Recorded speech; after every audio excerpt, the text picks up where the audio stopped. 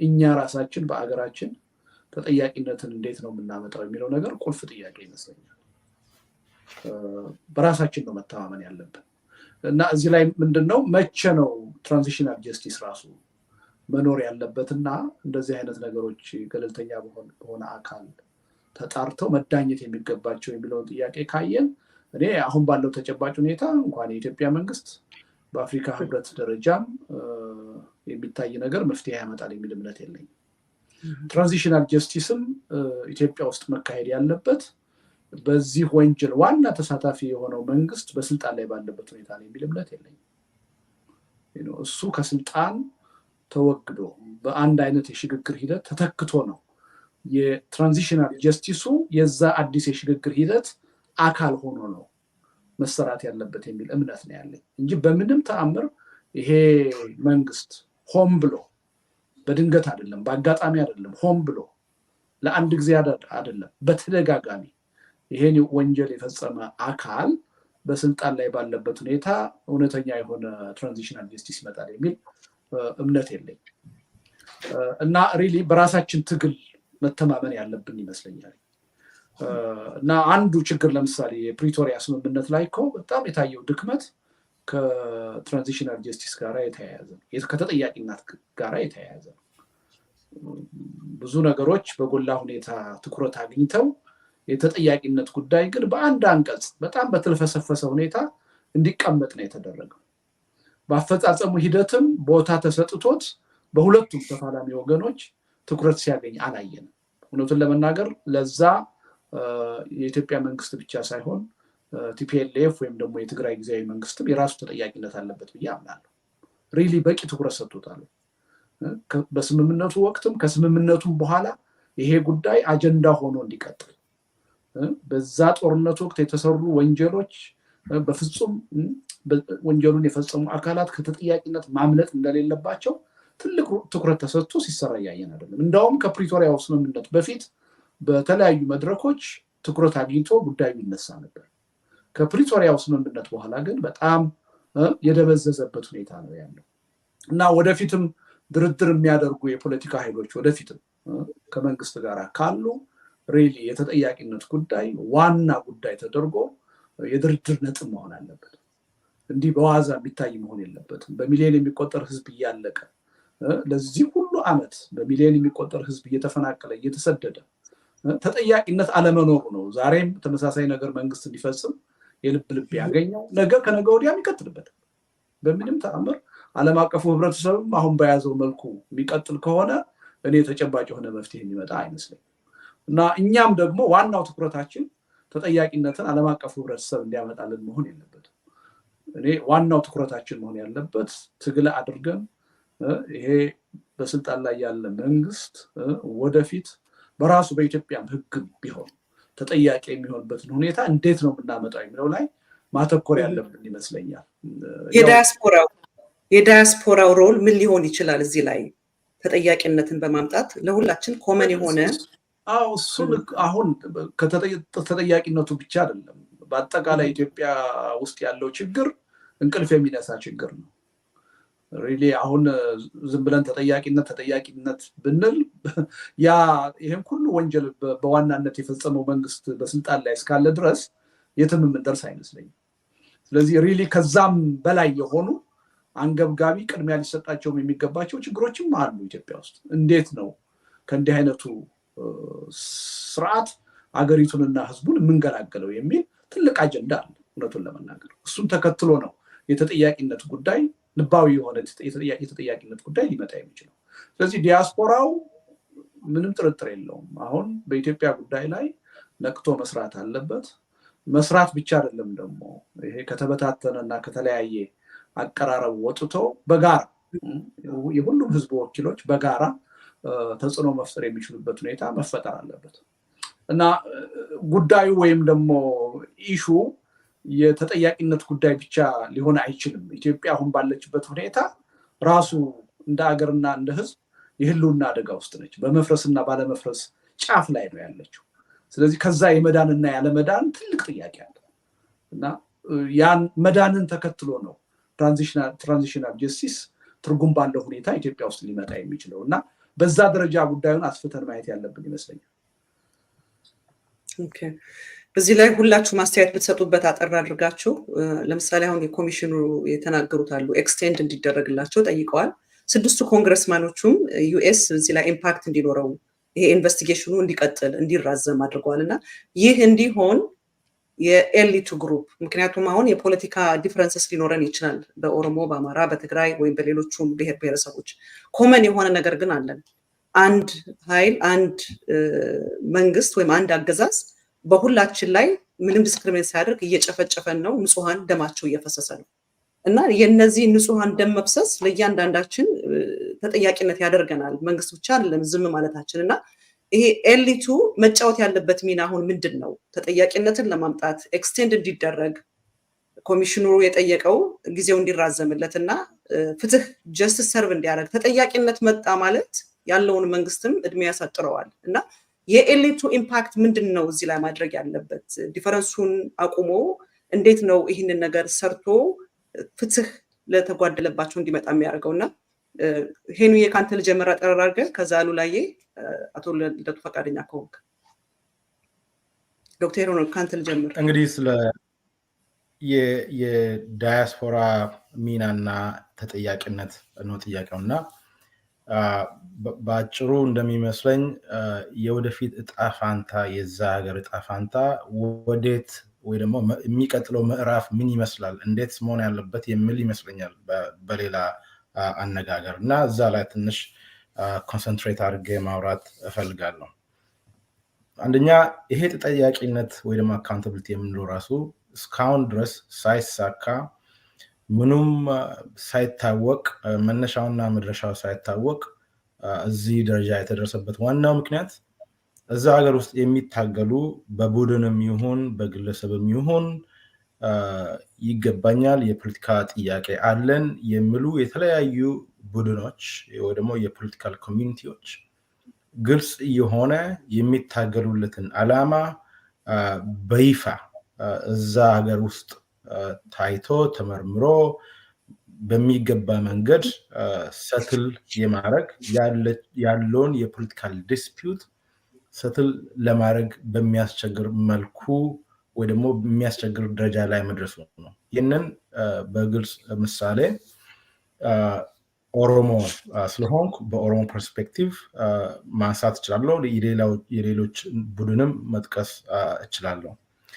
ላለፉት ብዙ ዓመታት እንግዲህ ኢትዮጵያ ውስጥ ችግሩ ላለፉት 2 ዓመታት ትግራይ ላይ የታወጀው ኦሮሚያ ውስጥ አሁንም እየተካሄደ ያለው ጦርነት ዝም ብሎ ከዚህ 2-3 ዓመት በፊት የመነጨ ችግር አይደለም። እዛ ሀገር ውስጥ ያ ሀገር ወይ ደግሞ ሀገረ መንግስት ከተቋቋመ ቀን ጀምሮ ፖለቲካል ዲስፒዩት የፖለቲካ ግጭት ነበረ፣ አሁንም ቀጥሏል።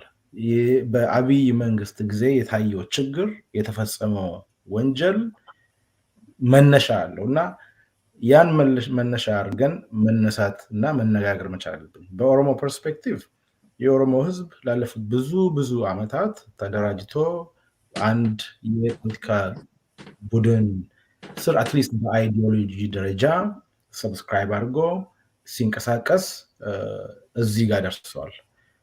ፐርፎርማንሱ ምን አተረፈ ምን አመጣ የሚለው ሌላ ዲስከሽን ቢሆንም ግልጽ የሆነ ዓላማ ያለው ምን እንደሚፈልግ ከኢትዮጵያ ሀገረ መንግስት ጋር ያለውን ግጭት የኦሮሞ ህልምና የኦሮሞ ህዝብ ፖለቲካዊ ህልምና ኢትዮጵያን ስቴት በምናቃት አንቲኩቲ ኢትዮጵያ የምንላት የፖለቲካ ህልም በይፋ ግጭቱን ግልጽ አድርጎ የሚታገል ህዝብ ነው።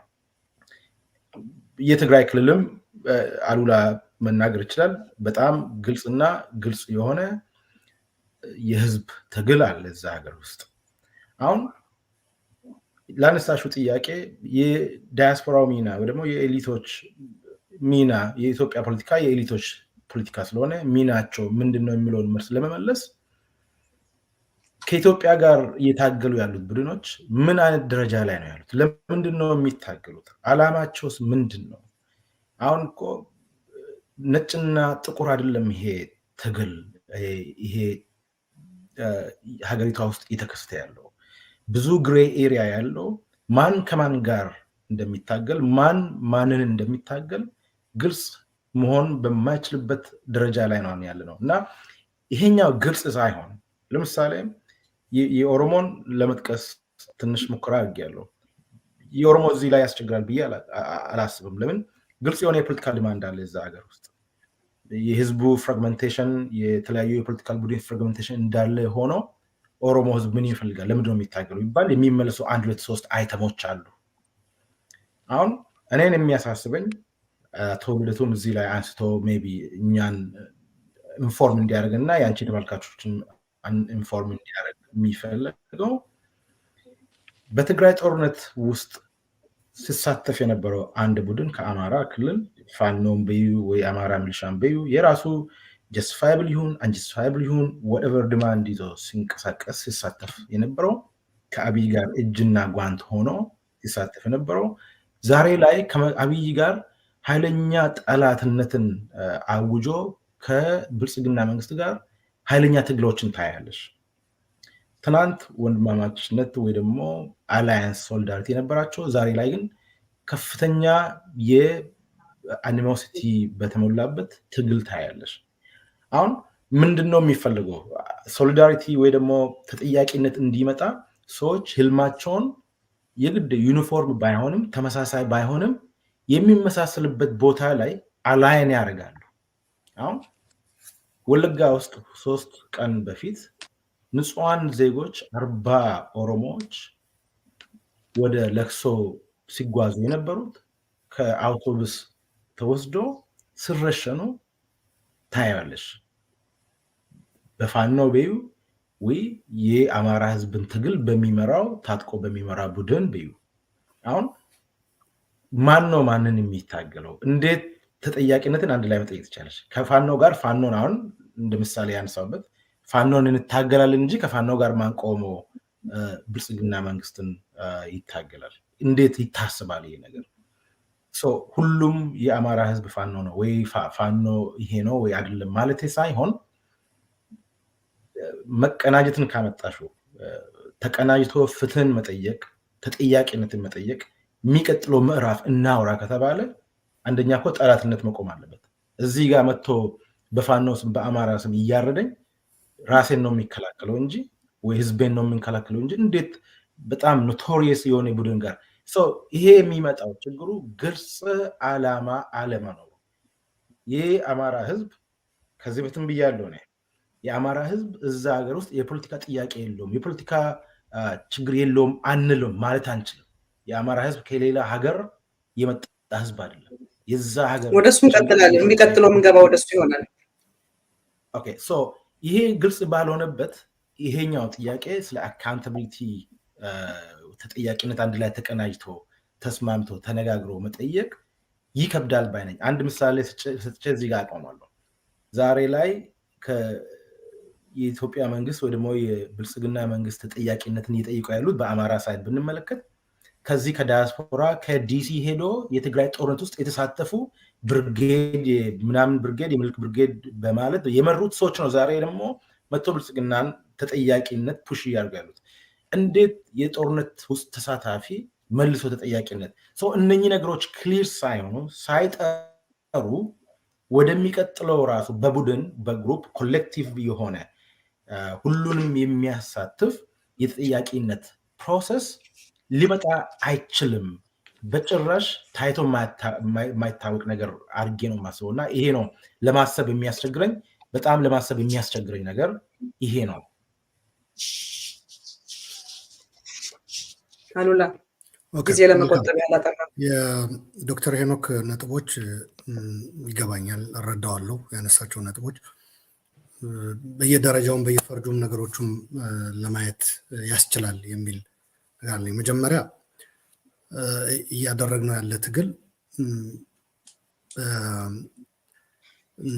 በተለያዩ ጊዜያቶች እንደታየው የሀገረ መንግስቱ ላይ የሚደረግ ትግል አለ። ስርዓቱ ነው እየበደለኝ ያለው የሚል የሚደረግ ትግልም አይተናል።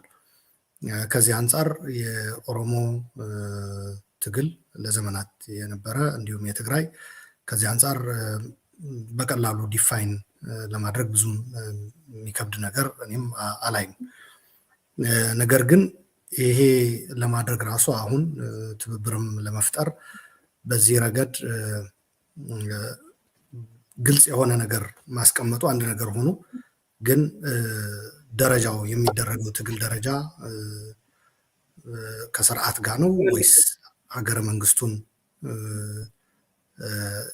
የፈጠረው የተዛባ ታሪካዊ አመጣጡ ጭምር ነው ወይ በሚል ራሱ ቀላል ልዩነት አይደለም እዛ ላይ ያለው። የሀገረ መንግስቱ ችግር ቆይተን ወደ ስርዓት እንኳን ብንመጣ ራሱ አሁን አቶ ልደቱ ቅድም ጥሩ ነጥብ አንስቶ ነበር። ለምንድን ነው ወደ የዓለም አቀፉ ማህበረሰብ ስርዓቱን እንዲከስልን ወይም ፍትህ እንዲያመጣልን የምንጠይቀው የሚል ነገር አንስቷል። በተመሳሳይ እንደገና ስርዓቱ ተግባብተን ወደ አንድ መጥተን እንዳንታገለው ደግሞ እያደረገን ነው የሚል ነገር አስቀምጧል። አንድ መጀመሪያ የትግል ታርጌታችን በሀገረ መንግስት ደረጃ የሚነሱ ጥያቄዎች ያሏቸው ትግሎች አሉ። በስርዓት ደረጃ ስርዓቱ ነው ችግር የሚሉ ትግሎች አሉ። እዛ ላይ እሱም ራሱ ለትብብር አዳጋች የሚያደርግበት ሁኔታ አለ። በታሪክ የሚያየናቸው ትግሎች እንደዛ ስለነበሩ ለምሳሌ 1983 ኢህአዴግ አዲስ አበባ ሲገባ የኦሮሞ ትግል መሪ የሆነው ኦነግ ስቲል በሀገረ መንግስቱ ላይ ጥያቄ ነበረው፣ ነፃ ኦሮሚያ የመስረት የሚል። የህወሓት የትግራይ ትግል ደግሞ ኢትዮጵያ ጥሩ ስርዓት ካገኘች እና ያሉ የስርዓት የነበሩ መጥፎ ስርዓቶች በህዝቦች ላይ ያደርሱት የነበረ በደል ከቆመ ኢትዮጵያን በማስተካከል የስርዓት ለውጥ በማድረግ ከሀገሪቷ ጋር ሀገረ መንግስቱን በመቀበል የቆዩ ያሉ መጥፎም በጎም የሆኑ ታሪኮቻችን መጥፎ የሆነው ተምረንበት በጎ የሆነው ደግሞ አስቀጥለን እንደ ኩራት ምንጭ አድርገን መቀጠል ይቻላል የሚል የኢህአዴግ ናሬቲቭ ነበረ። እዛ ላይ በ83 ልዩነት እንደተፈጠረ እናውቃለን። የአማራው እዚህ ላይ ብዙም ሚና እንዳልነበረው ነው የአማራ ፖለቲከኞች የሚናገሩት። በ83 ሽግግር አማራው እንትን እንዳይል ተደርጓል የሚል፣ ሌሎች ደግሞ ያን የአማራ የሚባልስ አይደንቲቲ ይቀበሉት ነበር ወይ የራሳቸው የአማራ ኤሊቶች የሚልም ካሁን በፊት ከአቶ ልደቱን በነበረን ውይይት ጋር አንስቸው ነበረ። አቶ ልደቱ የፖለቲካ ጉዞውን እንኳ ግምት ውስጥ አስገብተን እንደ አንድ የአማራ ፖለቲከኛ ብናይ ከመቼ ጀምሮ ነው የአማራ ህዝብ ፖለቲካን እንትን ያደረገው? ወይ ከሱ በፊት ያሉ የአማራ ተወላጅ ፖለቲከኞች በኢትዮጵያዊነት ሲታገሉ ቆይተው መቼ ነው ወደ አማራ ነው በአማራ መታገል ነው አሁን የሚያዋጣው የሚል የሚዋልል ነገር አለ። እዛ ላይም የንጽረት የክላሪቲ ጉድለት አለ። ከዛ ወደ ስርዓት ስንመጣ እንኳ ደግሞ ስርዓትን እንታገል፣ አሁን ያለው ስርዓት እንታገል፣ የዲያስፖራ ሚና ምን ይሁን፣ ዓለም አቀፉ ማህበረሰብ ሊጫወተው የሚገባ ተራ በማስተጋባት ረገድ አብረን እንዴት እንስራ ስንል አንድ ከውጭ ይልቅ እኛ ራሳችን ለምን ሁኔታውን አንቀይረውም? ለምንድነው ከውጭ ፍትህ የምንጠብቀው? ስርዓቱን ታግለን ለምን አንጥለውም የሚል ነገር ሊመጣ ይችላል። ልክ አቶ ልደቱ እንዳመጣው ጥሩ ሀሳብ ነው። በሀሳብ ደረጃ ፋክት ፍትህ ስርዓቱን በማስወገድ እኛው ራሳችን ቀዳሚ ስራውን ብንሰራ እሰየው የሚያስብል ነው። ግን ስርዓቱ ራሱ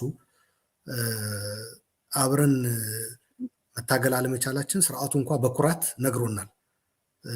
አብይ እኮ ከተወሰኑ ቀናቶች ወይ ወራቶች በኋላ ነው ኢትዮጵያ ውስጥ ተግባብቶ እኔን ከቤተ መንግስት የሚያወጣ ህዝብ የለም፣ ገና መንገድ ላይ ነው እርስ በራሳቸው የሚጨረሱት ብሔሮቹ ብሎ ያደረገው ንግግር አለ። ይሄ ሁላችሁ የምታስታውሱት ነው። ኢትዮጵያ ላይ መንግስት መቀየር አይቻልም፣ ምክንያቱ ህዝቦቹ ብሔሮቹ ተግባብተው ወደ ቤተ መንግስት አይመጡ፣ መንገድ ላይ ነው እርስ በራሳቸው የሚጨረሱት ብሎ አስቀምጧል።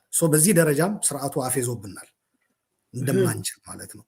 በዚህም የተነሳ ይመስለኛል አሁን ትግራይ እንደ ምሳሌ በወስድ ከቁጥርም አንጻር በቀላሉ ለጄኖሳይድ የመጋለጥ እድል ያለው ህብረተሰብ ነው።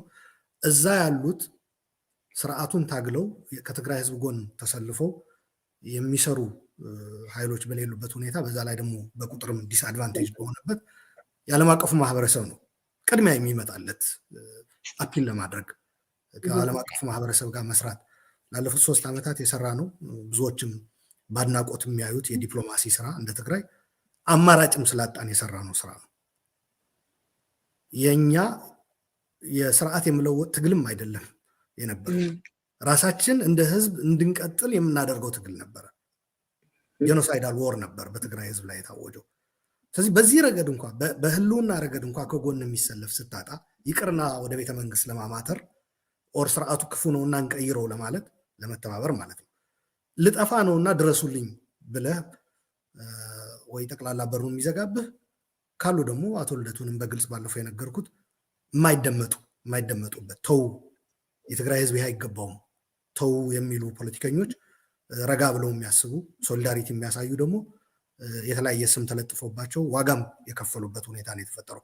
ወደን አይደለም ወደ ዓለም አቀፉ ማህበረሰብ የምንሄደው ለማለት ፈልጌ ነው አቶ ልደቱን እንጂ እኮ እኛው ራሳችን ለሶሊዳሪቲ የምናሳይ በአደጋ ጊዜ የምንደራረስ ቢሆን ኖሮ ሲጀመር የህልውና እንደዚህ አይነት አደጋ አይደቀንብንም ነበር፣ ስርዓቱም እንደዚህ አይፈነጭብን ነበር። ሌላ ቀርቶ እናንተ ተባብራችሁን ልታስወግዱኝ አትችሉም በሚል በድፍረት የሚናገርበት ከትግራይ ጦርነት በፊት የተነገረ ንግግር ነው። በነገራችን ላይ በተግባርም ያ ነው ያስመሰከረው። ስለዚህ ይሄ ባለበት ሁኔታ ወደን አይደለም ወደ እንትኑ የምንሄደው። ከዛ ስርዓቱ አንድ የአማራ ትግልን የተረዳበት ከዚህ ከተባብራቸው አትወጉኝም አታወርዱኝም የሚለው እንትኑ ትዕቢቱ በተጨማሪ የአማራን ፖለቲካ የተጠቀመበት መንገድ በጣም በጣም በጣም በጣም በአንዳንድ በኩል ኢቭል ቢሆንም የምታደንቂው ነው። መጀመሪያ ሲመጣ በኢትዮጵያ ደረጃ የሚነገሩ ትርክቶች በማባባል በማለት የዛ የአህዳዊው ተብሎ የሚጠራው ኃይል ትርክት እና የኢትዮጵያ አንድነት ፍቅር ምናምን በሚል የአማራን ኃይል ማሰለፍ የቻለ ከዛ ደግሞ ቀጥሎ ከዚህ ማባባል ወጥቶ ወደ ጦርነት በስልጣን ይገዳደሩኛል የሚላቸው የኦሮሞና የትግራይ ፖለቲከኞችን ለመምታት ደግሞ የአማራን ሴንሲቲቭ የሆነ ፖለቲካ በተለይ ይሄ የርስት ወደ ትግራይ በምዕራብና በደቡብ ወደ ኦሮሚያ ደግሞ የስልጣን ተቀናቃኞችን ይመታልኛል የሚለው ወደ ቤንሻንጉልም ወደ ወለጋም አካባቢ በግልጽ የፋኖ ታጣቂዎች ገብተው ታፔላ እንዲተክሉ ሰው እንዲገሉ በመፍቀድ በቀላሉ የአማራ ኤሊቶች የአማራ ክልል ፖለቲከኞች ሴንሲቲቭ የሆነ እንትናቸውን በመጠቀም ኤትኒክ ቴንሽንን እስከ ቅርብ ጊዜ ድረስ አሁን ለራሱ ጭንቅ ውስጥ ሲገባ ነው ከፕሪቶሪያ ስምምነት በኋላ ከምዕራብም ከደቡብም ትግራይ ያወጣቸዋለሁ አለ። አሁን ደግሞ ኦሮሚያ ሰሞኑን ገፍቶ በኦሮሚያ ኃይልም ጭምር በታገዘ ወደ ከረዩ አካባቢ በስፋት ይዘውት የነበረ ፋኖዎች እያስወጣቸው ያለው። ስለዚህ የአማራ ሴንሲቲቭ የሆኑ ስስ ብልት የሚባል ኤትኒክ ቴንሽንን ጭምር በመጨመር የመሬት መስፋፋትን በመጨመር በሚገባ የተጠቀመበት ሁኔታ ነው ያለው። ከዚህ አንጻር የአማራ ወገኖቻችን ይህንን ስርዓት በዓለም አቀፍ መድረኮች ቅድም ሄኖክ ገልጾታል ስንከሰው ስርዓቱ ከሩቅ ቦታ ተጠራርተው ዲሲ ላይ እኛ የምናደርገውን ሰልፍ የዓለም አቀፉ ማህበረሰብ ሰምቶን የሚፈጸምብን ግፍ ማለት ነው ሰምቶ በስርዓቱ ላይ እርምጃ እንዳይወስድ የድጋፍ ሰልፍ የመጥራት ለስርዓቱ ማለት ነው በብዛት ይህንን ስራ ሲሰሩ ነበረ። ከዛ በተጨማሪ ደግሞ ግንባር ድረስ በመሄድ የአርት ሳይቀሩ የሚዲያ ሰዎች ሳይቀሩ ከዳያስፖራ ጭምር ተጉዞ አንዳንዶቹ መሳሪያ ታጥቀው በቅድም እንዳለው የሚኒሊክ በርጌድ የቴዎድሮስ በርጌድ በሚል አሁን በአማራ ፋኖች ጭምር ለማለት ነው በሰፊ የዘመተበት ሁኔታ። ከዚህ በተጨማሪ ደግሞ እነዚህ አርቲስቶች እና እንትኖች ደግሞ ሰራዊቱን በማነቃቃት ከፍተኛ የሆነ ስራ የሰሩበት አሁን ከኤችአር 6600 ጀምሮ የአማራን ፍላጎት እየፈጸመ አይደለም ባሉበት ሰዓት ኤችአር 6600 የደገፉበት ጊዜ አስታውሳለሁ። አሁንም ይሄ ቅድም ያነሳ ነው የተባበሩት መንግስታት እድሜው እንዲራዘም የመደገፍ ፍላጎት እያሳዩ ነው። ጥሩ ነው። ይሄ ግን ከምር በምናደርገው ትግልና ስርዓቱ ላይ ስርዓቱን ለመታገል በምናሳየው ቁርጠኝነት የተመዘነ ነው ካልሽኝ አይ ሪሊ ዳውት። ይሄንን ግን ምን ይደረግ እሱ እንዲሆን ምን ይደረግ? አጠር አድርገህ በአንድ ደቂቃ። አብረው መስራት አለባቸው፣ ግዴታ ነው። የፈለገ ልዩነት ቢኖርም ያልጠሩ ነገሮችም ቢኖሩም ዓለም አቀፉ ማህበረሰብ ስርዓቱ ላይ የሚያሳድረው ምክንያቱ የዓለም አቀፉ ማህበረሰብ የሚያሳድረው ጫና እኛ እስክንረዳዳ እስክንግባባ ድረስ ስርዓቱ ቆሞ የሚጠብቀን አይደለም። ስለዚህ ዓለም አቀፍ ጫናው መኖር አለበት። እዛ ላይ እንተባበር፣ ኖ ማተር ዋት ያለንን ልዩነት እንትን ብለን ከዛ ደግሞ ስርዓቱ በራሳችን አቅም እንዴት እናድርገው በሚል ደግሞ በትግል አካሄዳችን አይ ቲንክ መግባባትና መቀራረብ ያሉ ልዩነቶች በተለይ የአማራ ክልል ፖለቲከኞችን ያሳበደበትና የተጠቀመበት መንገድ ለይተን አንጥረን በማውጣት የአማራ ወገኖቻችን የጎንዮሽ እንትን እነዚህን ስስብልት ስርዓቱ ለይቶ እንመጣለን ወደሱ የማስቆም ነገር ላይ ቢሰራ መልካም ነው እላለሁ። አመሰግናለሁ። አቶ ልደቱ ጠቅለል አድርገህ ይህን መልስልና ይህን ፓርት እንዘጋዋለን። ልሂቁ ያለበት ኃላፊነት ምንድን ነው? ተጠያቂነት እንድናመጣ ዲፈረንሳችንን ትተን ስለሚጎዳው ስለሚጨፈጨፈው ንጹሑ እንዴት ነው ድምፅ ምን ሆነው? ዌል እሱ ላይ እመጣበታለሁ። ግን ማርያማዊት ሄኖክና አሉላ ከመጀመሪያው ጥያቄ በራቁ ጉዳዮች ላይ ገብተው ነው አስተያየት የሰጡት እና የሰጧቸው አስተያየቶች ደግሞ በእኔ እምነት አንዳንዶቹ የተዛቡና የኔን አስተያየት የሚፈልጉ ናቸው። እሱ ባይሆን ጥሩ ነበር። በየጥያቄው ስርዓቱን ጠብቀን ከጥያቄው ጋር የሚሄድ ነገር ብናነሳ ጥሩ ይመስለኛል።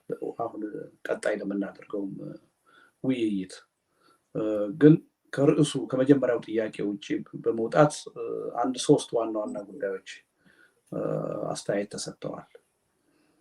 እነሱ ላይ አስተያየት ለመስጠት እሞክራለሁ።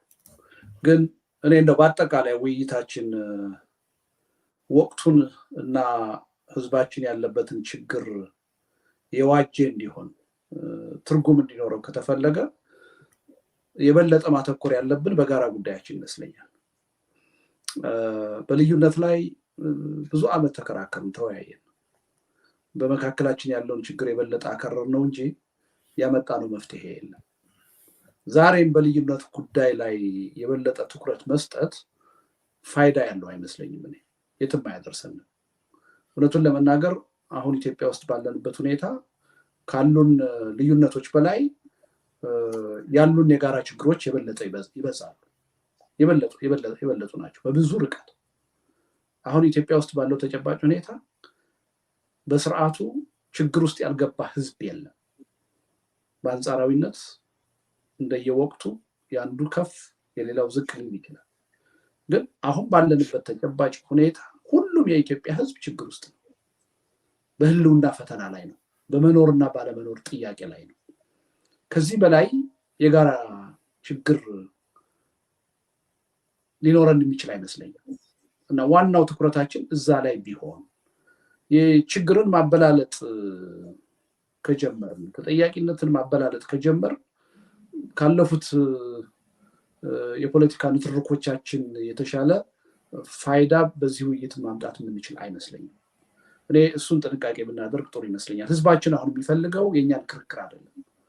በጋራ ጉዳይ ልዩነቶቻችንን ለጊዜው ወደ ጎን አስቀምጠን ለዲሞክራሲ፣ ለናሽናል ዲያሎግ፣ ለተሻለ ሰላማዊ ሁኔታ ወደ ጎን አስቀምጠን ህልውናችንን እየተፈታተነ ባለ የጋራ ጉዳይ ላይ ማተኮር ነው።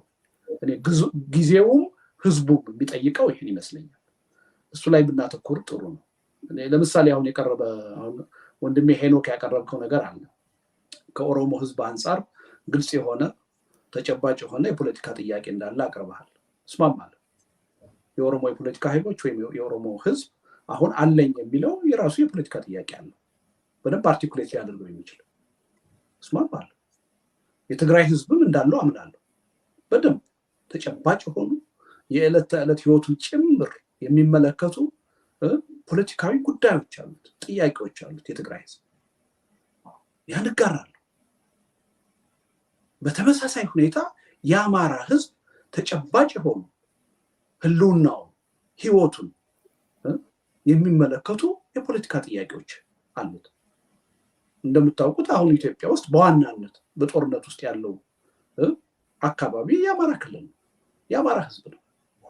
እኔ የአንዳችንን ችግር ከሌላችን ጋር ማወዳደሩ ብዙ ጥቅም ያለው አይመስለኝም። እናወዳድር ከተባለ ግን በጥያቄ ደረጃ አሁን የአማራ ህዝብ ያለበት ጥያቄ ከኦሮሞ ህዝብ ጥያቄ ማወዳደር ካለብን እኔ አስፈላጊ ነው ብያለሁ። ምናልባት ይበዛል እንጂ አያንስም። ካስፈለገ እንቆጥራቸው እንችላለን ችግሮች።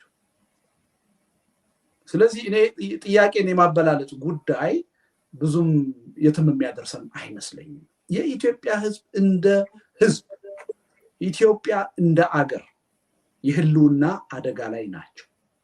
ይሄን ካል ኢትዮጵያ ውስጥ ያሉ ብሔር ብሔረሰቦች በሙሉ የዛ ችግር ተጠቂዎች ናቸው። የአይነት የህልውና ፈተና ውስጥ ነው ያሉት። እኔ ዛሬ ሊያስተባብረን የሚገባው ቁልፍ ጥያቄ ይሄ ይመስለኛል። እርስ በርስ እየተላለቅን እየተገዳደል በመፍረስ ሂደት ላይ ነው ያለው። ይሄን እንዴት ነው የምናቆመው የሚል በልዩነት ላይ ማተኮር ይሄን ችግር ታክል ለማድረግ ብዙም ርቀት የሚወስደን አይመስለኝም። አንድ ሁለተኛ አሁንም ከስርዓቱ ጋር የመቆም ጉዳይ ወንድሜ ሄኖክም አሉላም ስታቀርቡ ሰምቻለሁ። ትክክል አይደለም። ከብልጽግና ስርዓት ጋር በመቆም የኦሮሞን ኤሊትና የአማራን ኤሊት አነጻጽሮ ማበላለጥ የሚቻል አይመስለኝም፣ አስፈላጊም አይመስለኝም። ተደጋግሞ ሲነገር ሰማለሁ። ተደጋግሞ ከመነገሩ የተነሳ እውነት የሚመስልበት ሁኔታ አለ። አሁን ባለው ተጨባጭ ሁኔታ አገሪቱ ውስጥ መንግስትን በዋናነት እየመራ ያለው ማን ነው? እኔ እስከሚገባኝ ድረስ በዋናነት በውሳኔ ሰጭነት በተጽዕኖ ፈጣሪነት ትልቅ ሚና ያለው የኦህዴድ ብልጽግና ነው። ይህን ስል የአማራ ኤሊት የዚህ ጦርነት ተሳታፊ አይደለም፣ የአብይ ደጋፊ ሆኖ አልቆመ ብያለሁ አይደለም። ቀላል የማይባል የአማራ ማህበረሰብ የአማራ ኤሊት የዶክተር አብይ ደጋፊ ሆኖ ላለፉት 4-5 ዓመታት ብዙ ዋጋ አስከፍሏል ሀገሪቱን፣ የራሱን ህዝብ። ግን እነዛ ኤሊቶች ተጠያቂ የሚሆኑት ኮር ሆኖ በዋናነት ቁልፍ የሚባለውን ስልጣን ጨብጦ ይሄን ጦርነት በየተራ እያካሄደ ያለው ዋናው የኦህዴድ ብልጽግና። ስርዓቱ ከህዝብ አንጻር ለማን ይቀርባል የሚል ውድድር፣ ፉክክር፣ ንጽጽር የሚያስፈልግ ከሆነ በምንም ተአምር አሁን በስልጣን ላይ ያለው ስርዓት ከኦሮሞ ህዝብ በላይ ለአማራ ህዝብ ሊቀርብ አይችልም። ከመስመር ግን እየወጣ ይመስለኛል። ትክክል ነሽ፣ እየወጣሁ ነው። ግን የወጣ አስተያየት ስለሰጡ ነው። አንቺ ያኔ ማስቆም መቻል አለብሽ።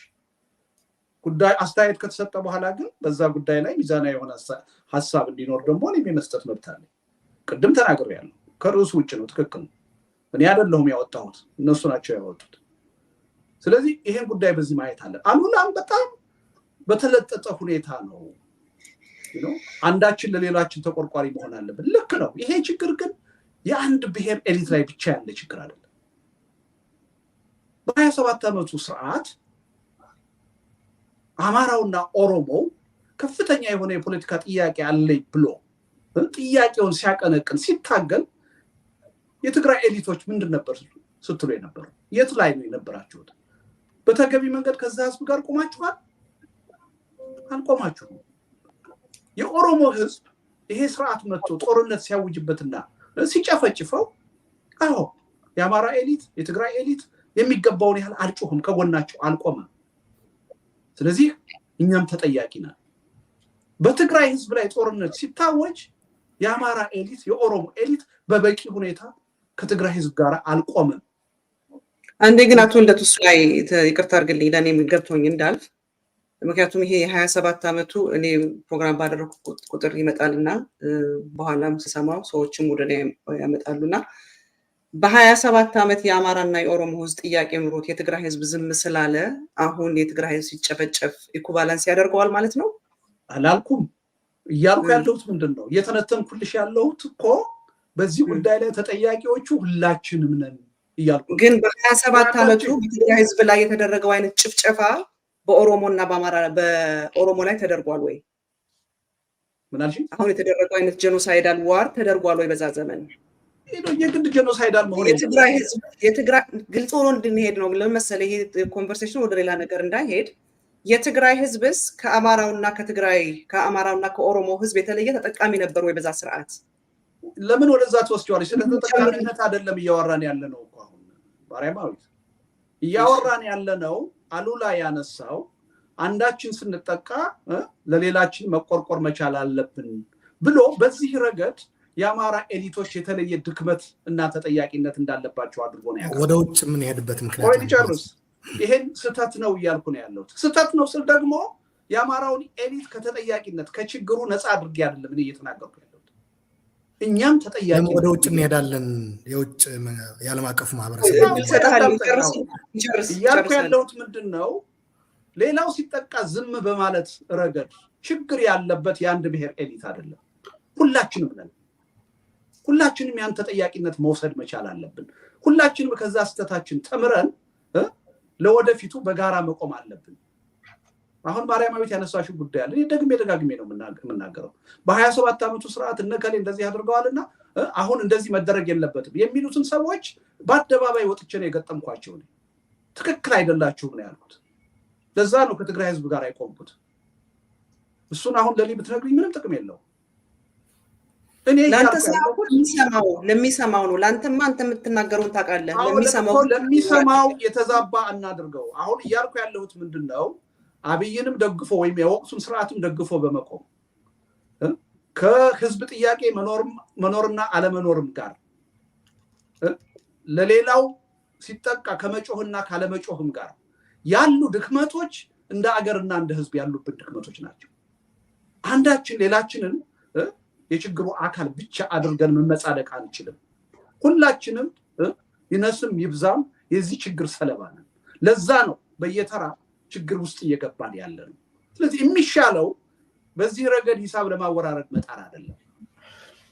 የአንዱን ከፍ የሌላውን ዝቅ አድርጎ ለማቅረብ መሞከር አይደለም የሚጠቅመን። ተወደደም ተጠላም ሁላችንም ችግር ውስጥ ነን ነው፣ የህልውና ፈተና ውስጥ ነን። ይሄ የጋራ ጉዳያችን ነው።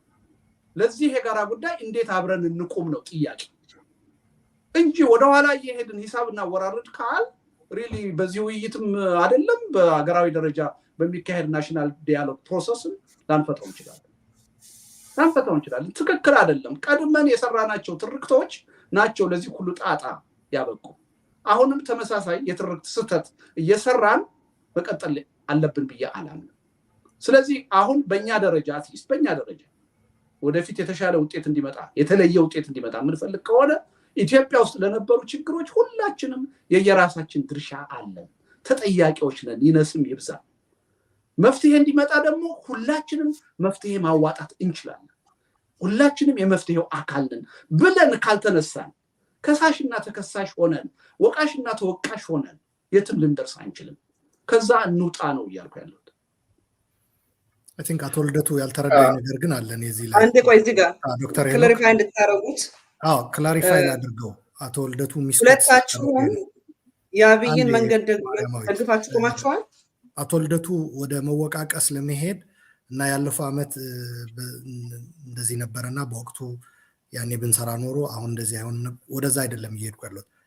አሁን ለምሳሌ በሁለት ነገር ነው ያነሳሁት። ይሄንን ለምንድን ነው ዓለም አቀፉ ማህበረሰብ እንዲፈታልን ችግራችን ፍትህም እንዲሰጠን የምንጠብቀው ለምን ራሳችን ስርዓቱን እንትን አንለውም ስንል ነው ወደዛ የወሰደን። አንድ በግልጽ የተቀመጠ የምንታገልበት ነገር፣ ምክንያቱ የምትታገልበት ነገር ግልጽ ካልሆነ በምን እንደምትተባበርም አታውቅም። በነገራችን ላይ አንዴ ስለዚህ ባነሳኸው ነገር ላይ ነው ይሄ የቀረበው እንጂ እኔ ባነሳሁት አይደለም የቀረበው። እናንተ ባነሳችሁት ነው እኔ ሀሳብ የሰጠሁት እንጂ እኔ ርዕሱ ላይ የተጠየቁትን ጥያቄ ብቻ ነው የመለስኩት። አንዴ ርዕሱ እንዴት ይተባበሩ የሚል ነው። የውጭ በተለይ ዲያስፖራው ያለው ደግሞ እንዴት ይተባበር የሚል ነገር፣ የዓለም አቀፉ ማህበረሰብ ደግሞ ፍትህ እንዲያመጣ በተለይ አሁን የዩኤን የተቋቋመው ኮሚሽን እንዲቀጥል አብሮ በጋራ እንዴት ግፊት ያድርጉ የሚል ከማርያማዊት መጣና ለዚህ የሚያስፈልገው አንዱ የትግል ምጽረት ያስፈልጋል፣ ክላሪቲ። ለዚህ ነው እየታገልኩ ያለሁት። ስለዚህ በዛ ተመስርቶ የመተባበር እድሉ አለ የለም ይታያል ማለት ነው። የዶክተር ሄኖክ በዛ ነው የተረዳሁት። ለዛም ነው እኔም የጨመርኩበት። ሁለተኛው ደግሞ አቶ ልደቱ ራሱ ምን አለ፣ ለምንድን ነው የውጭ ዓለም አቀፍ ማህበረሰብ እንትን እንዲልልን ስራችን እንዲሰራልን የምንጠብቅ? እኛ ራሳችን ተባብረን ስርዓቱ እንትን ብለን አስወግደን ከዛ ደግሞ ፍትህ ደግሞ ማምጣት እንችላለን። ለምን ከዓለም አቀፍ ማህበረሰብ ፍትህ እንጠብቃለን? ያ ትብብር ስለሌለ ስርዓቱ ራሱ በዚህ ረገድ እየቀለደብን ያለው ብዬ ምሳሌ ማቀረቡ። ተባብራችሁ ልጥሉኝ አትችሉም እስከማለት በትዕቢት እስከመናገር ደርሷል ስርዓቱ። ይሄ ቪዲዮም ፈልጋችሁ ማየት ትችላላችሁ። እና አሁን ነው እያወራው ያለው ስለአሁን ነው እንጂ ስላለፈው በፊት የነበሩ በሚኒሊክ ወይም በኢህአዴግ አላልኩም። ወደዛ አልሄድኩም እኔ። አሁን እያልኩ ያለሁት አሁን ያለው ስርዓት እንዳንተባበርም ትብብር በትግል ሁለተኛ ደግሞ ለዓለም አቀፉ ማህበረሰብ ሄደን ተባብረን አቤት እንዳንልም እያደረገን ያለው በዚህ ምክንያት ነው ብዬ ነው ያስቀመጥኩትና በዛ እንድትረዳኝ ነው። አመሰግናለሁ። ግን ይኸውልህ አቶ ወልደቱ ለሄኖክ ልስጠውና ወደሚቀጥለው እንድንሄድ አይደለም ቆይ አንድ ጊዜ አይደለም። እኔ በሐቀኝነት መነጋገር አለብን። እኔ አሁን እዚህ የፖለቲካ ጨዋታ ለመጫወት አይደለም የመጣሁት። ጀኒውንሊ ተነጋግረን ቢያንስ በእኛ ደረጃ ተቀራርበን ለህዝባችን ጥሩ መልእክት እንድናስተላልፍ ነው እዚህ የምገኘው እንጂ እዚህ ላይ ነጥብ ለማስቆጠር ክርክሩን ወይም ውይይቱን አሸናፊ ለመሆን አይደለም። አሁን በቀናነት አቀረብከው። እንደሱ ብለህ የምታቀርበው እኔ ጥያቄ አላነሳም ነበር። 3-4 ጊዜ የፋኖን ስም ጠርተሃል። የኦላን ስም እንዴት እየተጫወተብን እንዳለ ይሄ እኮ ነው ትልቁ ችግር። ስለ አብይ ድጋፍ ስታወራ ስለ አማራ አርቲስቶች ስለ አማራ የሃይማኖት ሰዎች እንዴት ብሎ ስስብልቱን የአማራ እየተጠቀመበት እንደሆነ አይደለም። መጀመሪያ መጠንቀቅ ነው። እኛ ስንለው ነው ትንሽ የሚሰማህ እንጂ አቶ ልደቱ እኮ በሚገባ ነው ነገር በሌላ መድረክ የምትገልጸው። አቶ ልደቱና አቶ አሉላ ፕሊስ አቶ ልደቱ እኛ ስንለው ነው እየተበሳጨ ያለው እንጂ ራሱ እኮ ይላቸዋል እነዚህ ነገሮች። እዚህ ላይ አንዴ ይቅርታ ለዶክተር ሄኖክ እድሉ ልስጠው። ዶክተር ሄኖክ እዚህ ላይ እኔም አቶ ልደቱ አይ ቲንክ ይሄ ውይይት ይሄ መድረክ ከሌላ ከምናካሄዳቸው መድረክ ስለሚለይብን ነው እዚህ የመጣ ነው። እንዳልከው ነጥብ ለማስቆጠር ቦታዎች አሉ፣ መድረኮችም አሉ። ለዚህም አይደለም ፐርሰናሊ ነው የመጣሁት። እኔም በደንብ አምናለሁ፣ እናንተም ለዛ አልመጣችሁትም። ድጋሚ ሪክላሪፋይ ላድርግ ያልኩትን እንዴት የኢትዮጵያ ፖለቲካ የኤሊቶች ፖለቲካ ነው። እንዴት ኤሊቶች ከተለያዩ ቡድን ሊቀናጁ ይችላሉ? እንዴት ኮኦርዲኔት ማድረግ ይችላሉ? ስለ ፍትህ፣ ስለ ተጠያቂነት፣ ስለ ቀጣይ ምዕራፍ መሰለኝ ጥያቄው የተጠየቅ ነው። ለመቀናጀት ኮኦርዲኔት ለማድረግ ኮመን የሆነ ፕላትፎርም ፈጥሮ ለመነጋገር ሰው የሚታገልለትን ዓላማ ግልጽ አድርጎ ማወቅ መቻል አለበት። ለዛ ነው የኦሮሞ ትግል ዘመናትን ያስቆጠረ ሞላም ጎደለ 1 2 3 አይተሞች ማንን ሰው ማንሳት የሚችል ግልጽ የሆኑ ነገሮች አሉ። ከማን ስርዓት ጋር የትኛው ስርዓት ጋር እንደሚታገል ግልጽ የሆኑ ነገሮች አሉ። ለምሳሌ እንደ አንድ ኦሮሞ ዛሬ እስቲ ከአማራ ወንድሞቻችን ጋር እንነጋገር ቢባል ከማን ጋር ነው የምንነጋገረው? ይህንን ደግሞ ዛሬ አይደለም የማወራው። የዛሬ ስንት ወራት 5-6 ወራት መሆኑን አላቅም።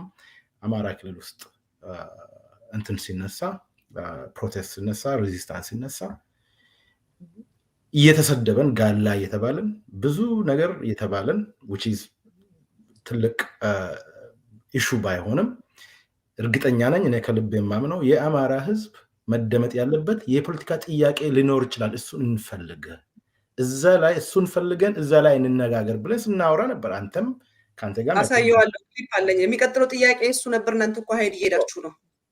አሁን ላይ በአማራ ስም ትግል ማን እንደሚታገል ለምን ዓላማ ግልጽ አለመኖሩ ነገሩን ውስብስብ ያረገዋል ከማለት አንጻር ነው እንጂ ለመወነጃጀልማ በቂ ችግሮች ተከስቶ ተፈጥሮ እዚህ ጋር ደርሰናል። አይ ቲንክ እሱን መልሰን ዊሉን ሪኢንቨንት ማድረግ አይጠቅምም። ግን አንድ ከትግራይም ይሁን ከአማራ ከኦሮሞም በል ኤኒዌር እስቲ የአማራ ትግል ጋር ሶሊዳሪቲ መቆም አለብን ብሎ አንድ ሰው ቢፈልግ ቢጠይቅ የት ነው የሚሄደው? ምን ብሎ ነው የሚጠይቀው? ከማን ጋር ነው የሚነጋገረው? እኔ ይሄንን ጀኒንሊ ነው እየጠየቁት ያለሁት። ከዛ አንጻር ነው እንጂ አንተ ባልከው ለብልጽግና ማን ቀረበ አልቀረበ አሁን የኔ ጉዳይ አይደለም። እንደ አንድ ኦሮሞ ግን የብልጽግና መንግስት የሁሉም እዛ ሀገር ውስጥ ለሚኖሩት ሰዎች ጠላት መንግስት መሆኑ ይሄ ሳይንቲፊክ ሪሰርች አያስፈልግም። አብይ ስልጣን ላይ እንዲቆይ ብልጽግና ስልጣን ላይ እንዲቆይ ማንም ሰው ሄዶ የሚያግዝ ከሆነ የሚሰግድለት ከሆነ መጠቀሚያ ያደርጋል። ተጠቅሞ ሲጨርስ ዩቲሊቲ ጊዜው ሲያልቅ መልሶ ይጥላል። አሁን ወደዛ መመለስ እሱን ዲስከስ ማድረግ ሳይሆን የአማራን ትግል ከሆነ ዛሬ 6 ወር የጠየቅነው ጥያቄ ለእኔ ግልጽ አይደለም። ላይ 6 ወር በኋላ እንደውም የበለጠ እንደ አብይን ብንቃወም አብይ አይሻልም እንደ አብይን እኮ ዝም ብለን ባንቃወም እኮ በሰላም መኖር የሚቻልበት ሲቹዌሽኖች ሊኖሩ ይችላሉ ወይ? በፋኖ ስም ይሁን በማንም ስም ይሁን ሰዎችን የሚያርድ ግሩፕ ጋር እንዴት ትነጋገረዋለህ? የአማራ ህዝብ ጥያቄ እሱ ነው ብዬ አላምንም። የአማራ ህዝብ ጥያቄ 40 ሰዎችን 50 ሰዎችን እዚህና እዛ መግደል ነው ብዬ በጭራሽ አላምንም። የአማራ ህዝብ ጥያቄን በዚህ አይመለስም። ግን ዲስታንስ ማድረግ ያለበት ህዝቡ መሆን መቻል አለበት ብዬ አስባለሁ። ኮመን ፊውቸር አለን ብለን የምናስብ ከሆነ ሁሉም ቡድን ሁሉም አክተር የራሱን ዓላማ ይዞ ክሊር በሆነ መንገድ በጸዳ መንገድ መነጋገር መቻል አለበት። እሱ ስላስቸገረኝ ነው ማስበላይ በአማራ ኮንቴክስት ማለት ለዛ ነው ያነሳት እንጂ ማን ለብልጽግና ይቅረብ አይቅረብ ማንስ ብልጽግና ጋር ሆኖ ትግራይን ጨፈጨፈ ኦሮሞን አማራ ጨፈጨፈ የሚል ሂሳብ ማወራረጃ አይነት መንገድ የሚያዋጣን አይመስለኝም ብዬ ነው ማስበው። ባጭሩ ይሄንን አንዴ ማርያማዊት እኔም እዛ ላይ አንድ ደቂቃ በነገራችን ላይ ቅድም ያነሳዋቸው ነጥቦች አቶ ልደቱም ቻሌንጅ ስላደረገን ነው። በነገራችን ላይ ጥሩ ነጥብ ነው ያነሳው። ለምን ዓለምን እንትን ከማለት ራሳችን ስርዓቱን አንታገለው? ራሳችን ስርዓቱን ታግለን ጥለን ፍትህ እንዲረጋገጥ ለምን አናደርግም ያለው በጣም የሚደነቅ ሀሳብ ነው።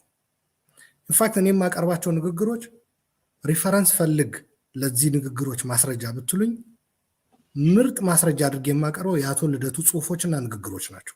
አሁን እኔ ለምናገረው ቅድም የተናገርኩት ለምሳሌ የአንድነት የሀገር የኢትዮጵያ ስም ደጋግሞ በመጥራት የአማራን ማህበረሰብ እንዴት ማነቃነቅ እንደቻለ አብይ አቶ ልደቱ በተደጋጋሚ ባደረጋቸው ቃለ ምልልሶች ጽሁፎቹ ላይ አስቀምጧል።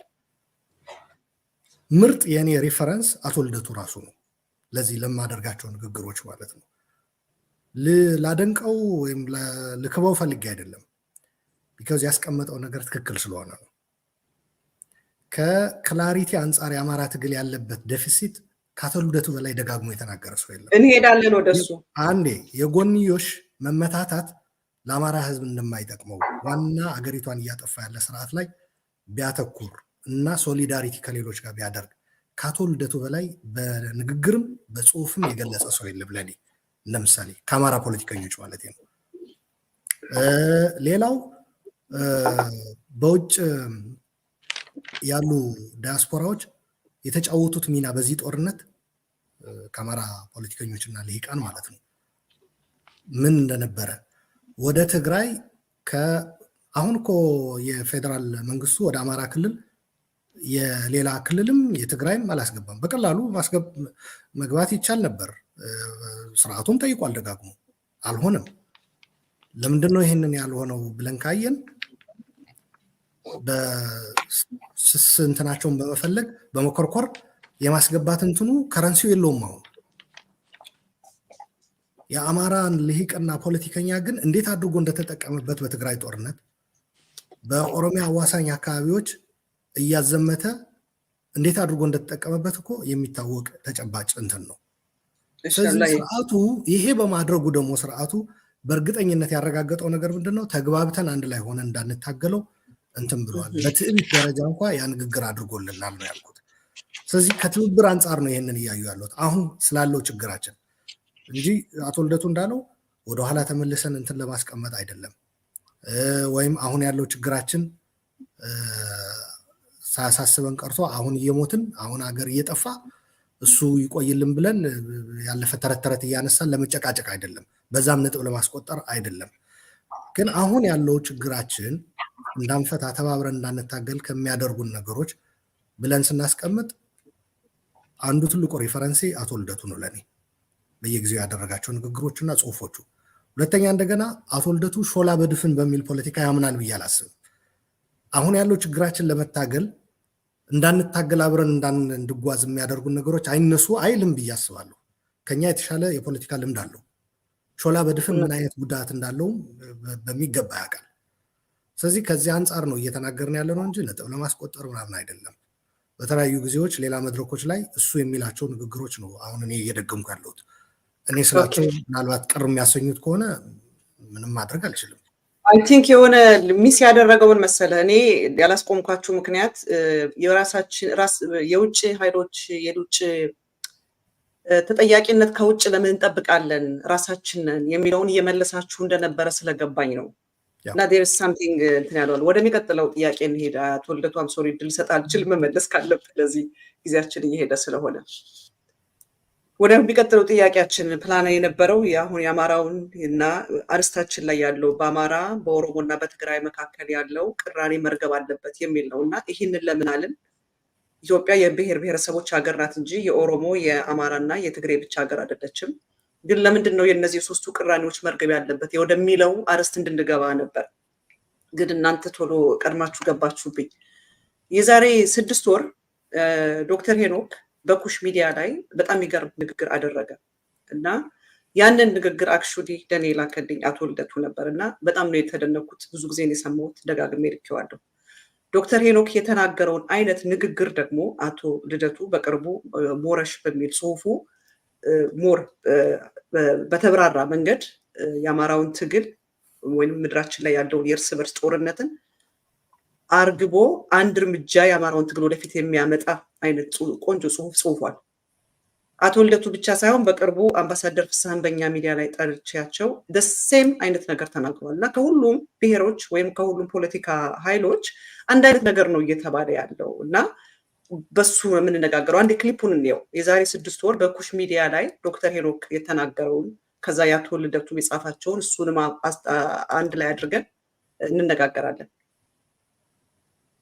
ታገሉ ከሆነ አንደኛ የአማራ ህዝብ ወደ ኋላ መልሱ ትንሽ ጎረቤት ሀገራት ወይ ደግሞ ከጎረቤት መጀመሪያውን ጀምሩ። የሚታገሉ ከሆነ አንደኛ የአማራ ህዝብ ከጎረቤት ሀገራት ወይ ደግሞ ከጎረቤት ብሔር ብሔረሰብ ጋር በሰላም እንዲኖር ይፈልጋሉ። መፈለግም አለባቸው። ከቅማንት ጋር እየተጣላ፣ ከትግራይ ጋር እየተጣላ፣ ከኦሮሚያ ጋር እየተጣላ፣ ከወሎ ኦሮሞ ጋር እየተጣላ ይህ ህዝቡ ፊውቸሩ ምንድን ነው?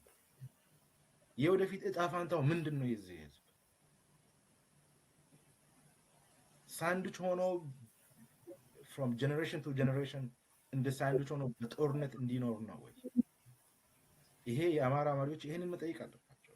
ለዛም ነው ሌጂቲሜት የሆኑ የአማራ ጥያቄዎችን ፒዩሪፋይ አድርጎ አውጥቶ እሱ ላይ አላያንስ ማፈላለግ መቻል አለባቸው። እኛም ኤክስትራ ማይል ሄደን አንደርስታንድ እናደርጋቸው። ለአማራ ብለን ሳይሆን ለራሳችን ኢንትረስት ብለን አንደርስታንድ እናደርጋቸው ባይ ነኝ። እንዲሁ በቃ እንግዲህ ይህንን የዛሬ 6 ወር ነው ዶክተር ሄኖክ የተናገረው እና ምንድን ነው የሚለው? የአማራው ትግል መጥራት አለበት፣ ሌጂትሜት የሆነው ኮዙን ደግሞ እኛ መደገፍ አለብን የሚል ነው የዛሬ 6 ወር የተናገረው። አቶ ልደቱ ደግሞ ሞረሽ በሚለው 15 ነጥቦች ያሉት ጽሁፎች ጽፏል እና አቶ ዶክተር ሄኖክም እንዳለው በአቶ ልደቱ ጽሁፍ ላይም ምን ይላል? የአማራ የትግራይ የጎንዮሽ ጦርነትን አቁመን ይላል የአማራ ኃይሎች ከህወሓትና ኦነግን ከመሳሰሉ ድርጅቶች ጋር ያለውን የጠላትነት ስሜት ማርገብ አለበት ይላል ጥያቄው ላይ ማለት ነው። በመጀመሪያ ይህን ጥያቄ ከመመለሳችሁ በፊት የአማራ የትግራይና የኦሮሞ ቅሬታ መርገብ አስፈላጊነቱ ለምንድን ነው? ብሔር ብሔረሰቦች የሚኖሩበት እነዚህ ሶስቱ ብቻ ብሔሮች የሚኖሩባት የምትመስለው ኢትዮጵያ ለምንድን ነው? የነዚህ የሶስቱ ቅሬታዎች የሶስቱ ሰላምስ አስፈላጊነቱ ምንድን ነው? አቶ ልደቱ አጠር አድርገህ መልስልና ወደ ሁለተኛው ጥያቄ እንገባለን። እሺ፣ በመጀመሪያ ያው ቅድም ተነስተው ከርዕሱ ተነስተው ያላጠናቀቅናቸው ጉዳዮች አሉ። ኋላ ታነሻዋለሽ ብዬ ታሳቢ ስለማደርግ ወደዛ አንመለስም። አሁን ያነሳሽው ጥያቄ ነው ለመመለስ የምሞክረው። እንዳልሽው የሶስቱ ብሔሮች ጉዳይ በጎላ ሁኔታ በኢትዮጵያ ፖለቲካ የሚደመጥ ጉዳይ ነው። ግን ኢትዮጵያ 85 ብሔር ብሔረሰብ ያለባት ሀገር ነች። የሶስት ብሔር ሀገር አይደለችም። ስለዚህ የኢትዮጵያ ዕጣ ፈንታ ሁሉንም የሚመለከት ነው። ግን በዋናነት በቅራኔ አዙሪት ውስጥ የሚታዩት እነዚህ ሶስት ብሔሮች ነው። ስለዚህ የኢትዮጵያ የወደፊት ዕጣ ፈንታ የሚወሰነው በእነዚህ ሶስት ኃይሎች ብቻ ሳይሆን በሁሉም ኢትዮጵያዊ ቢሆንም ችግር በመፍጠር ረገድ ለመፍትሄው እንቅፋት በመሆን ረገድ የሶስቱ ብሔር ኤሊቶች ያላቸው አንደምታ በጣም ትልቅ ነው፣ በጣም ሰፊ ነው። ስለዚህ እነዚህ ሶስት ኃይሎች በመካከላቸው ያለውን ቅራኔ፣ ጥላቻ ረገብ ካላደረጉ፣ ማለዘብ ካልቻሉ፣ ሁልጊዜ በልዩነት ላይ ከሚጨቃጨቁ ከሚጋጩ የጋራ በሆኑ ጉዳዮች ላይ አተኩረው ለጋራ ጥቅምና ህልውና መስራት ካልቻሉ የራሳቸውም ህልውና አይጠበቅም፣ የሌላው ኢትዮጵያዊም ህልውና አይጠበቅም እና በሀገር ደረጃ ሊመጣ ለሚችለው መፍትሄም እንቅፋት ነው የሚሆኑት። ስለዚህ ስለ ሶስቱ ስናወራ አገሩ የሶስቱ ነው እያልን አይደለም። አገሩ የ120 ሚሊዮን ህዝብ አገር ነው። ያ ሁሉ ህዝብ የአገሩ ጉዳይ ይመለከተዋል። ነገር ግን በአብዛኛው በኢትዮጵያ ፖለቲካ አሁን ባለው ምህዳር ዋና ተዋናይ ሆነው ችግር እየፈጠሩ ያሉት የሶስቱ ብሔር ኤሊቶች ነው። በእነዚህ ኤሊቶች መካከል ያለው የፖለቲካ ቅራኔ ከራሳቸው ህዝብ አልፎ ለመላው ኢትዮጵያ የተረፈ ችግር ሆኗል። ስለዚህ በእነዚህ ኤሊቶች መካከል ያለው ውጥረት፣ ቅራኔ፣ ጥላቻ መርገቡ ለራሳቸውም ህዝብ በአጠቃላይ ለሀገሪቱም ህዝብ የሚተርፍ ትሩፋት አለው የሚል እምነት አለ። ስለዚህ ይሄን ቅራኔ ማርገብ፣ ሁልጊዜ በልዩነት ላይ ከማተኮር ይልቅ በጋራ ጉዳይ ላይ ማተኮር፣ በጋራ ዕጣ ፈንታ ላይ ማተኮር፣ በጋራ ጉዳይ ላይ መስራት ቅድሚያ ልንሰጠው የሚገባ ጉዳይ ይመስለኛል። ይሄ ማለት ልዩነታችን አይነሳ ማለት አይደለም። ልዩነታችንን ዴሞክራቲክ በሆነ አግባብ መፍታት በሚያስችል ሁኔታ እየያዝን ቅራኔዎቻችንን ተገቢ በሆነ አግባብ እየፈታ በዋናነት ግን በጋራ ጉዳዮች ላይ ማተኮር ይጠቅማል የሚል እምነት አለኝ እና የሶስቱ ብሔር ኤሊቶች መካከል የሚታየውን ቅራኔ ማርገብ እጅግ በጣም አስፈላጊ ነው ብዬ አምናለሁ። በጣም በሚያሳዝን ሁኔታ ይሄ መሆኑ በጣም የሚያሳዝን ነው። ልክ እነዚህ ሶስት ብሔሮች ብቻ የሀገሩ ባለቤት የሆኑ ይመስል ሁልጊዜ በፖለቲካ ዲስኮርሱ ሲጨቃጨቁም ሲነታረኩም ሲጋጩም በብዛት የምናየው እነዚህን ኃይሎች ነው። ስለዚህ እነዚህ ኃይሎች ለአገሩ ዕዳ መሆናቸው፣ ለአገሩ ችግር መፈታት እንቅፋት መሆናቸው ተገንዝበው የሶስቱ ብሔር ኤሊቶች ተቀራርበው ተከባብረው ተደማምጠው በመካከላቸው ያለውን ቅራኔ ማጥበብ ማቻቻል አለባቸው የሚል እምነት አለኝ። ይህን ካደረጉ ለራሳቸውም ህዝብ ለመላው የኢትዮጵያም ህዝብ የሚተርፍ ጥሩ ነገር ሊያበረክቱ ይችላሉ የሚል እምነት አለ። እሺ፣ መጨመር የምትፈልጉት ከሌላ ወደሚቀጥለው ጥያቄ ሊሄድ ነው። ጥያቄ መጨመር ትፈልጋላችሁ? ለመጨመር ያክል ማርያማዊት አቶ ልደቱ ያለው አሁን ሙሉ ለሙሉ ወስጄ ማለት ነው ተስማምቼ በዚህ 5 ዓመት ይሄ ታሪካዊ የሆነውን ነገር ይታወቃል። ትግራይ በኢትዮጵያ ምን ሮል አለው እናውቀዋለን። ከታሪክ አንጻር የኢትዮጵያ ሀገረ መንግስት መሰረት አስኳሉ ኮር እንትኑ ትግራይ ነው። እያንዳንዱ ነገር ኢትዮጵያ ላይ እንደ ሀገር እንደ የማገርም እንትንም ኮምፖነንት ተደርጎ የዋሉ ነገሮች ትግራይ ነው መሰረቱ። ሶ ታሪክ ነው። ከዛ የአማራ ሊቃኖች ፖለቲከኞች ደግሞ ከትግራይ ቀጥሎ በተጫወቱት ሚና ማለት በጊዜ ማለቴ ነው እስከ ዘመናዊ የኢትዮጵያ ታሪክ የነበራቸው ሚና ይታወቃል። ይህ ስል ሁሉም እነዚህ ብሔሮች በዚህ በታሪክ ስጠቅሰው በቃ ብሎ አልጋ ባልጋ የሆነ ጥሩ ነገር እየሰሩ ብቻ አድርገዋል ማለት አይደለም። የተሳሳቱት ስህተቶችም ያው የነሱ ነው ማለት ነው። ከዛ ሲቀጥል የኦሮሞ ማህበረሰብ ደግሞ ከኢትዮጵያ ትልቁ በፖፕሌሽን ትልቁ ነው። ሰፊው ክልል የያዘ ነው። በተለይ አሁን ባለው የክልሎች አከላለል ባለው ህገ መንግስትና ፌዴራል ስርዓት ትልቁ ፖፕሌሽን እና ትልቁ እንትን ነው። ስለዚህ አሁን በዘመናዊ ኢትዮጵያ ታሪክ የተጫወተው ሚናም በቀድሞ የነበረው ሚናም ቀላል አይደለም።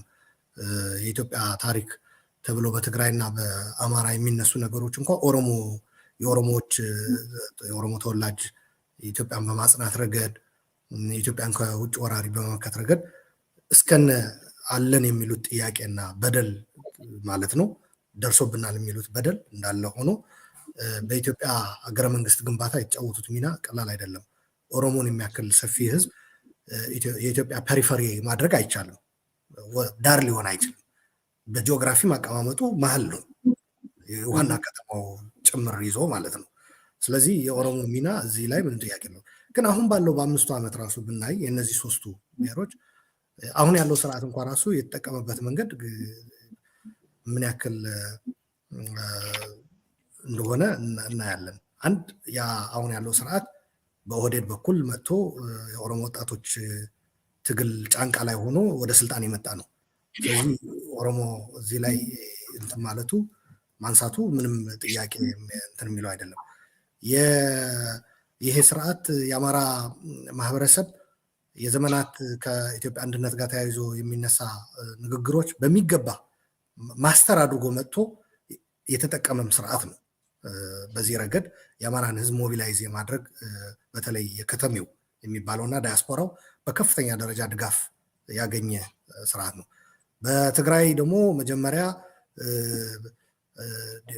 ህወሓትንም ጭምር ዲሞክራሲ ስለሚያውቁ ነው እንጂ እኔ ራሱ ወደ ስልጣን እንዴት መጣ ነበር የዲሞክራሲ እርሾ ባይኖራቸው ብሎ መቀሌ ሄዶ ተጨብጭቦለት ከፍተኛ ድጋፍ ተብሎ ተነግሮለት በኋላ ላይ ደግሞ በልዩነቱን እያሰፋ ሄዶ ወደ ጦርነት ገብቶ ጄኖሳይድ አሁን ደግሞ በአማራ ክልል ጦርነት እያደረገ ያለበት ሁኔታ ነው ያለው። ከዚህ አንጻር እነዚህ 3ቱ ብሔሮች አሁን ባለው እንኳን ከረንት ሲቹዌሽን አሁን ባለው ነባራዊ ሁኔታ እና ስርዓቱ እየፈጸመው ያለ እያካሄዱ ያለ ጦርነት እና ያካሄዳቸው ጦርነቶች ስናይ እና እነዚህን 3ቱ ብሔሮች ደግሞ እንዴት እየተጠቀምባቸው እንዳለ በአንድነት ስም አነሳሳው አማራውን እንደ መሰረቱ ተጠቀምበት፣ ኦሮሞና ትግራይን ተቀናቃኝ ስልጣን ለመምታት ለመግፋት፣ ከዛ በሂደት የትግራይ ሬዚስታንስ በርትቶ ደብረሲና ድረስ ሲደርስ ወደ ኦሮሞ ቤዝ ለመመለስ የሄደበት ርቀት እና አማራውን የማግለል እና ከአማራው ጋር ወደ ግጭት የመግባት ነገር አይተናል።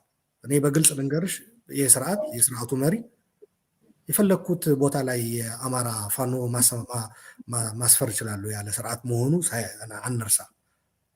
በዋናነት በየትኛውም የሀገሪቱ ክፍል ለሚያደርገው ጦርነት ማንን መጠቀም እንደሚፈልግ በወቅቱ ተናግሮ አሁን ደግሞ ተመልሶ የኦሮሞ ነኝ መጡብኝ በስልጣኔ ኦሮሞ በቃ መግዛት የለበትም አችልም፣ ልክ ትግራይ ላይ እንዳለው ማለት ነው።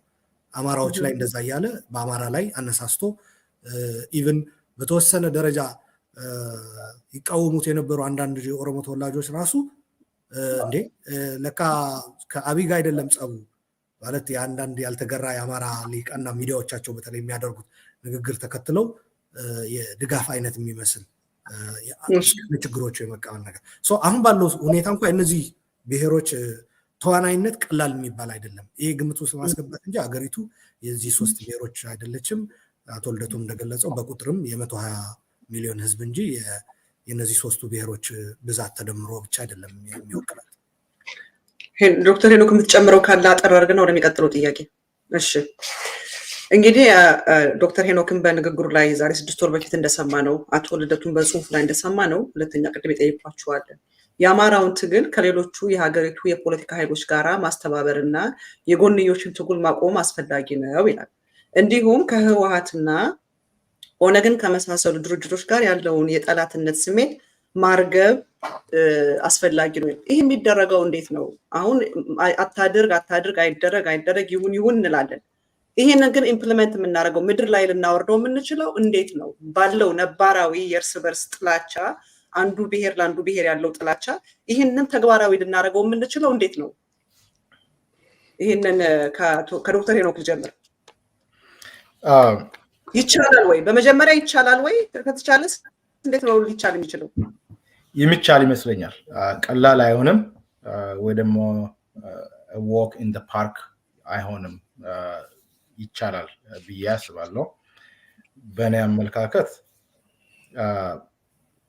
ቡድኖች ወይ ደግሞ ለህዝባቸው የሚታገሉ በህዝብ ደረጃም ይሁን በቡድን ደረጃ በኢሊት ደረጃ ሁሉም ቡድን ከራሱ ጋር መታረቅ መቻል አለበት።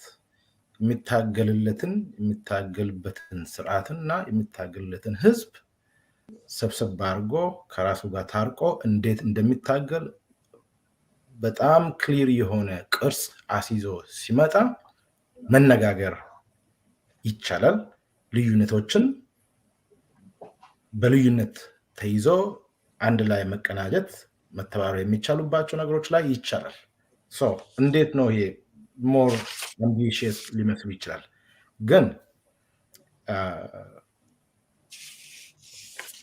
የሚቀጥለውን ቻፕተር ወይ ደግሞ የሚቀጥለውን ምዕራፍ እናስብ ከተባለ ብዙ ያለፉት አስቀያሚ ጊዜ ያለፉትን ከዛ ተምረን ወደፊት እንሄድ ከተባለ የሚቻል ይመስለኛል። እንዴት እናደርገዋለን? አንደኛ እኔ ይቅርታ አድርጊልኝ፣ አሁንም ወደ አማራ ብሔረሰብ መመለስ ፈልጋለሁ። መመለስ ማለት እዛ ላይ ማተኮር ፈልጋለሁ። ማወቅ ስለሚፈልግ ኢንትረስትድ ስለሆንኩ ኪሪዮሲቲ ለአማራ ህዝብ ወይ ደግሞ ከአማራ ህዝብ ጋር ለመተባበር ትግሉ የአማራ ህዝብ ትግል ምንድን ነው የሚል ማወቅ መቻል አለብን እንደ አንድ ኦሮሞ። አሁን ላይ ቅድም አሉላ የሚያነሳው ነገር እንደ የአብይ መንግስት አይሻልንም እንደ ታዲያ ከዚህ ፋኖ የአማራ ህዝብ ትግል ይሄ ከሆነ የሚል አይነት ሴንቲመንቶች አሁን within the last few days በጣም የተበራከቱ መጥተዋል። this is exactly what ብልጽግና መሪ የሚፈልገው አብይ የሚፈልገው ይሄንን ነው። ቀደም አቶ ልደቱም የፋኖን ስም ጠርታችሁ የኦላ ስም አልጠራችሁትም ያለበት ነገር ነበረ እና ከዚህ ጋር ሬሌቫንት ስለሆነ አንሰዋለሁ። ወለጋ ውስጥ የአማራ ብሔር ይታረዳል፣ ይገደላል የሚል ብዙ ሪፖርቶች ከዚህም ከዛም እንሰማለን ላለፉት ብዙ ዓመታት። ስፔሻሊ የአማራ ብሔር ወለጋ ውስጥም በዩ ባሌም፣ አርሲም፣ ሻሸመኔም በዩ within the last 5 years አይደለም መኖር ጀመረው፣ ቆይተዋል፣ ብዙ ዓመታትን አስቆጥረዋል። ግን ችግሩ የተበራከተው ያለፉት ጥቂት ዓመታት 3-4 ዓመታት ሪፖርት ዘገባ ሲወጣ የአማራ ዜጋ ተገደል ሲባል ኦላ እኔ የኦላ ስፖክስ ፐርሰን አይደለም፣ ግን እንደ አንድ ኦሮሞ ዜጋ የምናገረው በሰርድ ፓርቲ ኒውትራል በሆነ ወገን ይጣራ የሚል ከኦላ ሁሌ ያልሰማንበት ጊዜ አልነበረ። which is ከራሳቸውን ከዓላማችን የአማራ ህዝብን ጋር አይደለም ከአማራ ህዝብ ጋር መታገል ወይ ደግሞ የአማራ ህዝብን መጨረስ ወይ መግደል አይደለም፣ ሶስተኛ ወገን ገብቶ ይጣራ በሶስተኛ ወገን የሚል ሁሌ ከኦላ ስፖክስ ፐርሰን ስንሰማ አቶ ልደቱም ሁሉም ያውቃል።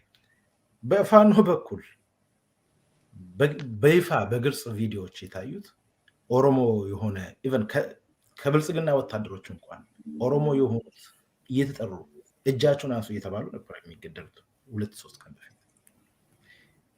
አሁን የአማራ ህዝብ የኛ ትግል ይሄ ትግል ነው የሚል ከሆነ ፋኖ ይሁን በፋኖ ስም እየተደረገ ያለው ትግል ነው የሚል ከሆነ ችግር የለውም፣ በዛው ዲል እናደርጋለን።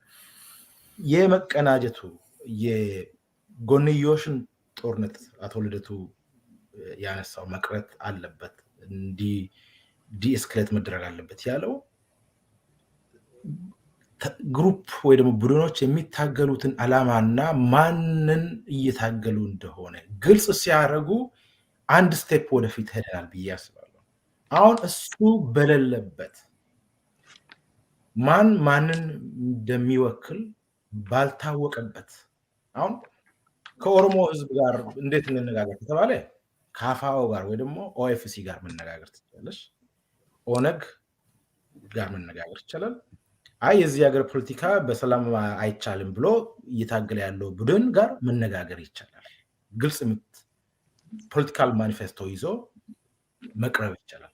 በሌላ በኩል ይሄን የጎንዮሽን ሄትሬድ እና ሆስቲሊቲን እናቁም ከተባለ ማን ነው ማንም የሚወክለው? ከአማራ በኩል ያለውን እንትን እሱ ነው ፐርሰናሊ ኢንትረስት ስለሆነ የማወቅ ይፈልጋል። እነኚህ ነገሮች ክሊር በሆኑ መንገድ ካልጠሩና ወደ ፓብሊክ እስካልወጡ ድረስ ይከብዳል ባይነኝ። መጨረሻ ላይ አንድ ነገር ጨምሬ እዚህ ጋር አቆማለሁ። ዲሲ ውስጥ የነበረው የተወሰኑ ወራት የአማራ ኮንቬንሽን ነበረ። አሁን እንደዚህ አይነት ኮንቬንሽኖች ሜቢ ሳምፕል ከሆኑ የአንድ ብሔር ትግል አቅጣጫን የሚያሳይ መድረክ ከሆኑ ይሄ ከሆነ አሁንም ጠቃሚ አይመስለኝም። ከዛ የምንረዳውና የምንማረው ለምን አቶ ልደቱም የሆነ ቪዲዮ ላይ አይቻለሁ እንደዛ ነገሮችን ድናዋስ ስታደርግ በጣም ነው አፕሪሼት የማደርገው፣ በጣም ነው ማደንቀው። አቶ ልደቱ ያስቀመጠው የጎንዮሽን ሆስቲሊቲ ማቆም ላይ አሁንም ግልጽ አለመኖሩ የአማራ ፖለቲካ የአማራ ህዝብ የፖለቲካ ጥያቄ መኖሩ ግልጽ ነው። ያ ፖለቲካ ጥያቄ ግን በማን በኩል እንዴት የሚለው ስትራቴጂ ክሊር ባልሆነበት መሪ ባጣበት የአብይ መንግስት መጫወቻ በሆነበት ይሄንን የጎንዮሽን ሆስቲሊቲ ማቆም ይከብዳል። በአምቢሽን ደረጃ በጣም ይቻላል። ፕራክቲካሊ ጋር ካየነው ግን የሚቀሩ አይተሞች የመፍትሄ አይተሞች ይቀራሉ። እዛ ላይ ለመስራት ማን ዝግጁ እንደሆነ ማን ኢንትረስት እንዳለው ከዲያስፖራ ከሆነ ተስፋ የሚያስቆርጡ አንዳንድ ነገሮች አሉ። ከዛ ውጪ ግን እኛ ደፍረን ሶስታችን እዚህ ጋር ቁጭ ብለን እያወራን ነው።